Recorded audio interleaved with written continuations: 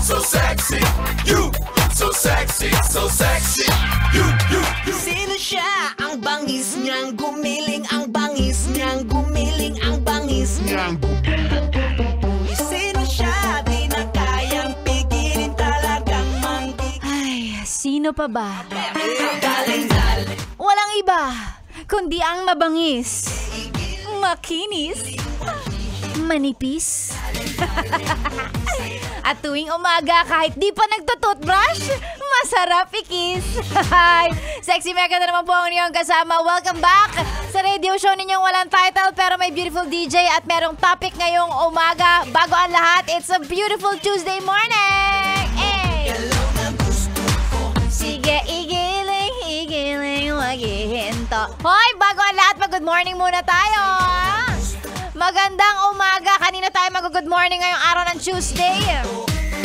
Ayan, mag-good morning tayo dun sa mga sigurado ng panalo sa barangay at SK elections. Yan. Alam ko, hindi pa naman tapos ang bilangan, pero di ba may ibang mga kandidato talaga na talagang super kumpiyansa, confident na confident, alam nila na tumalab, no? Yung pag-aalay nila ng itlog, ng kambing, ng manok sa kung kaninong elemento, kung saang puno, saang bundok, ganyan, mga novena nila para lang manalo ngayong barangay at SK elections. Confident sila. So para sa inyo, good morning! And of course, congratulations! Ayan, bago ang lahat, gusto na ipaalala ni Sexy Megan na ang mga barangay officials po natin ay wala namang fixed na sweldo, no? Oo. Kasi nag-check ako magkano ba ang sweldo ng mga kagawad, barangay chairman, captain, mga ganon. Wala naman silang fixed na sweldo, pero gumagana sila. Gumagana talaga. Nakakatanggap sila ng kung tawagin ay honorarium. Yan, ay honorarium sila. So para po sa mga madlang people natin, sa mga mga best natin sa ating taong bayan, magulat na po kayo pag si Kapitan nakabili ng bagong sasakyan, ha? At ang sasabihin niya, ay nabili ko tong Lamborghini ko sa pagiging barangay chairman. Hoy! Kakaloka kayo, ha?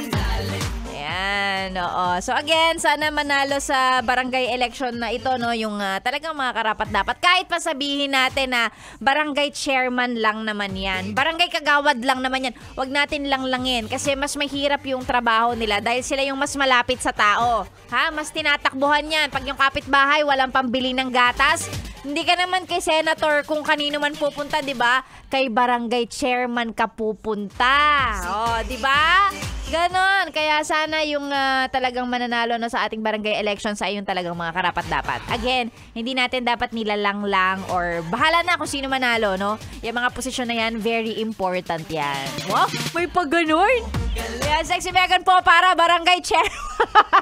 Barangay chairman sa susunod na eleksyon. Charot! Hindi natin papasukin yan. Okay na ako bilang DJ at bilang simpleng tao magpapaganda ng inyong umaga. And yes, happy Tuesday everybody! Sexy Megan po ang inyong kasama hanggang mamayang alas 9.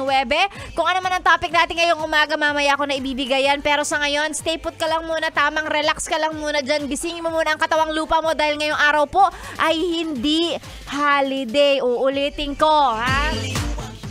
Kung hindi mo na plano ng mabuti, ng maayos tong week na to, malamang kahapon nag-holiday, tapos ngayon, papasok ka. Ha? Hindi mo sinunod yung sandamakmak na post ng mga kaibigan mo na, uy, long weekend pala ngayon.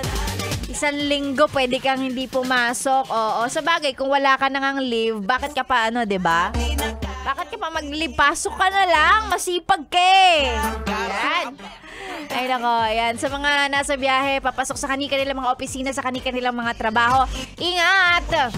Sa mga nakapaghanda, ayan. Doon sa mga nakapaghanda na hindi papasok ngayong araw na ito, di kayo na. Sana all. Ay nako, Sexy Megan po ang inyong kasama. Sabay nating gisingin at pagandahin ang umaga ng isa't isa. Ikaw ay nakatune in sa stasyong nakakayang, nakaka-fresh 101.1. Yes, the best. Opo, ako na po ang inyong ka-sexy time tuwing 6 to 9. Sexy Megan. Good morning, Bing. Mamaya na yung topic. Sayaw ka muna. Parang Zumba lang. Good morning. He. You see that girl?